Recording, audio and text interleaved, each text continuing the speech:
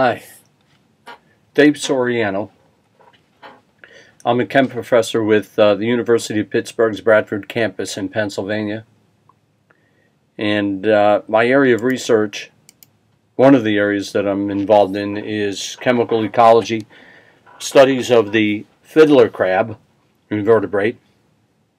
What we want to show you here in this short video is the utility of a Raspberry Pi PC.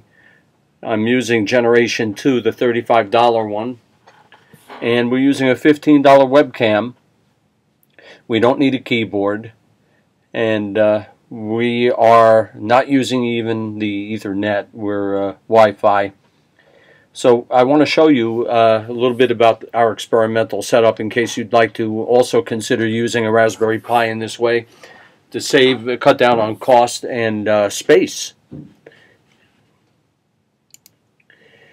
So I'm currently setting up in our campus greenhouse and in the laboratory downstairs colonies of fiddler crabs, and I'm actually preparing thermally polypeptides. They were called in the 50s proteinoids, thermal polypeptides, and the conditions required to polymerize the amino acids will lead to racemization. So besides the naturally occurring S amino acids, there will be some racemization or thermal inversion, and there will be some of the R enantiomers incorporated as well. The bottom line is these polypeptides that we're preparing will be enriched in tyrosine.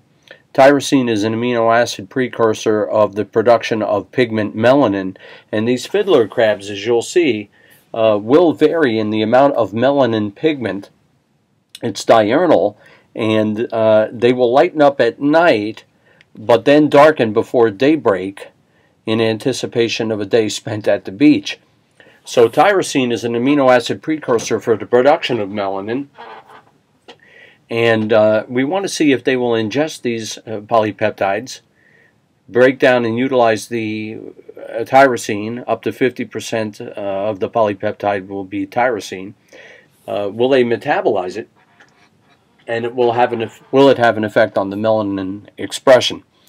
And they live in brackish water, so we give them 10 to 20% diluted ocean water, pH 8, and we will examine the water as well to see are they ingesting the polypeptide. I can measure that daily. Are they metabolizing it? And we'll be able to see if they indeed are breaking it down and using it, or whether we detect in the water the unmetabolized polypeptide. But anyway, what we want to show you here in this video is the use of a Raspberry Pi PC, wireless. Here at school, my colleague Bob Ellison in IT had to go through some procedures in order to allow me to go wireless on campus. For you, it may be a little easier, but the bottom line is you don't have to have Ethernet. And we're using a newegg.com $15 webcam. Saves a lot of time and space. I can hook up more webcams this way. You'll need to get, what works for us for sure, is an EDMAX 150 megabyte per second wireless nano USB adapter. On the side of the package it is marked off US. You can use this with EasyMax, WPS, WPA2, Mac, Linux, and of course the Raspberry is Raspbian. It's a Linux-based language, and Windows 7. So with the Raspberry Pi, we know that this works. This little nano USB adapter, you can get that at Amazon.com. I hope you have enough information there to track it down, and we know for sure it works. We've used it in 2 different Raspberry Pi boards. So the next slide, short video. Here's the setup. There's the Raspberry Pi in that particular housing. I think the board was $35. Allied Electronics in the United States. There's the webcam you're looking for at newegg.com. Here's the experimental setup. The crab is right there. And there is a male. You can see the large claw. And we have a boulder in there for coverage and driftwood from Lake Erie. There's another webcam that I have set up using a laptop. So we have 2 different angles. But the crab right now is in the water. And once again, there's the hookup. No keyboard, no monitor. And we're streaming video to bamboozer.com. BAMBUSER.com. And you can find me at dave.soriano, SORIANO.56. I have that at the end of this video. Newegg.com. That'll be about $15 for that cam, and we know it works with Raspberry Pi. Now they're putting out their own later this year, but that one will work for sure. Next video will allow you to see upstairs in the greenhouse a larger 40-gallon aquarium, and there's a male right there. You can see the melanin in the carapace, the shell, the housing there, I would call it. Ah, here comes a monster one. Male, male, female. And you'll see something very interesting here. They will begin to display the claw. And there's one getting out of the water, one in the water, brackish water. We sloped the sand to simulate beach. There's the melanin expression, and you can see there's the other male showing. They're both left-handed.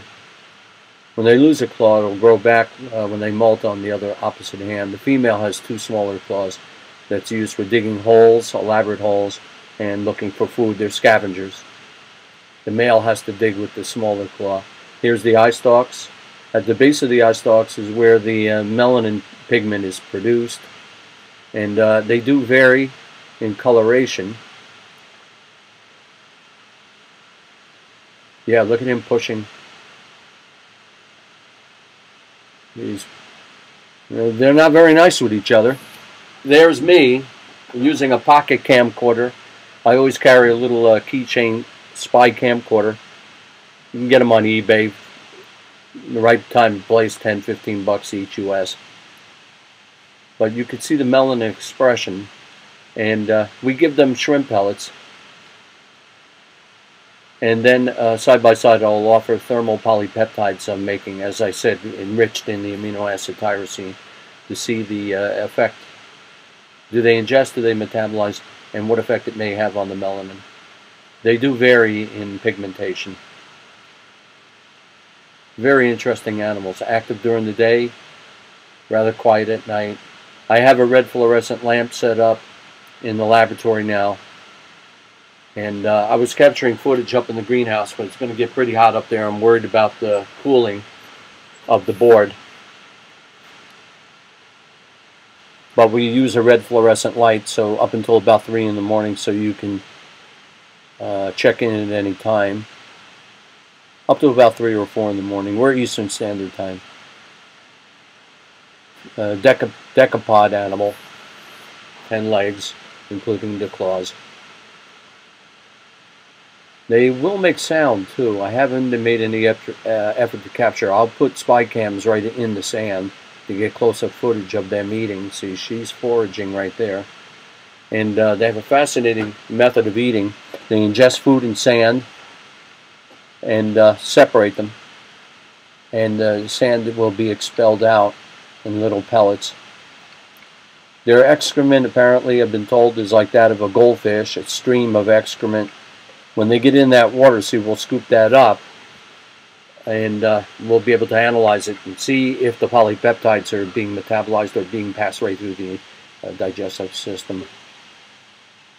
None of them have molted yet. Yeah, this guy's pretty aggressive. Wants beachfront property.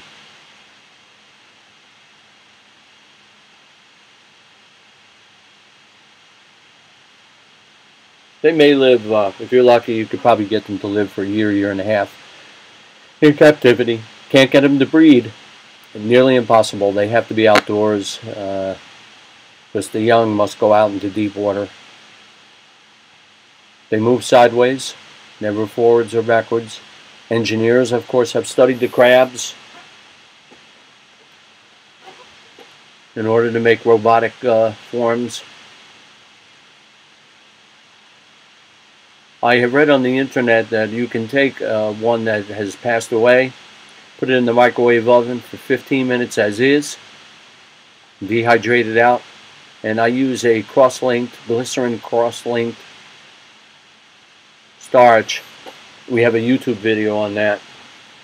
I'll coat it, the ones that pass away, I will coat them in that to preserve them for demonstration purposes. And they dig very elaborate holes that they will fight to protect. They know where they live. I put in some rocks. They do like to take cover, but they are extremely active during the day and very quiet at night.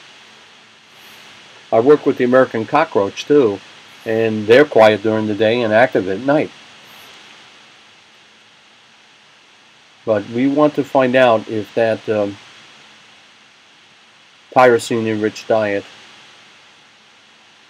I've attempted to offer a simple amino acid glycine in powder form, and I have not seen any of that ingested yet. I suspect the amino acids themselves may be too bitter. That's part of my chemical ecology study. But we'll find out if they accept the amino acids in the form of small proteins, polypeptides. We'll be making material at about molecular weight about 5,000, rather small. For a protein, would be the polypeptide size.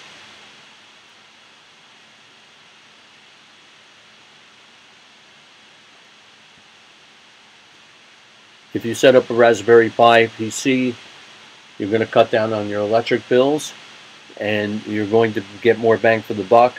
You'll be able to set up more cams. They won't take up a lot of room. And my colleague Bob has written script, so if we crash, when the Raspberry Pi starts back up, it will automatically, the cam is in a loop, it will go right back to capturing live footage, relaying it to bamboozer.com. If you need any help with that type of information, any tips on the code for Raspbian, a programming language for the operating system, you can feel free to contact me. I'm sure Bob will put a video up on that. Nothing more annoying than to crash and then you have to go through the whole startup procedure and log in at bamboozer.com. And we've had a couple of crashes already, and it'll start right back up by default and capture footage. No mouse, no keyboard, no monitor. I just go to another lab and log in to take a look at the video, the angle that I have the cam at.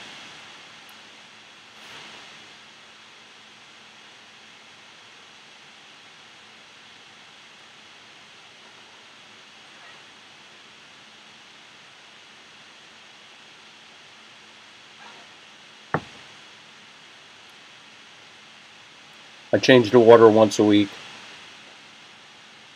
and you don't have to worry about varying the salt concentration too much. They're pretty tolerant of, but if you put them strictly in fresh water, they will not live long.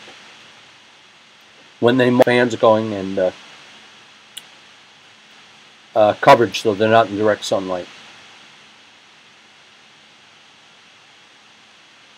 I'll start giving them a little fresh fruit each week, a little bit of orange slice.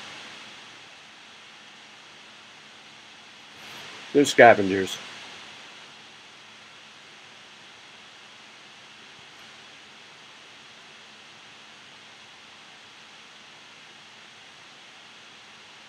There you have it. I hope you enjoyed this little video. Contact me, Dave Soriano. Soriano@pitt.edu, Chemistry Department, University of Pittsburgh's Bradford campus in northwestern Pennsylvania. We're about an hour and a half due east of Lake Erie. Follow us at bamboozer.com, and you will find me at dave.soriano.56, 24/7 webcam. Any questions, any interest, any advice? If you want to collaborate with us, just feel free to get a hold of me. Hey, thanks for watching. Bye now.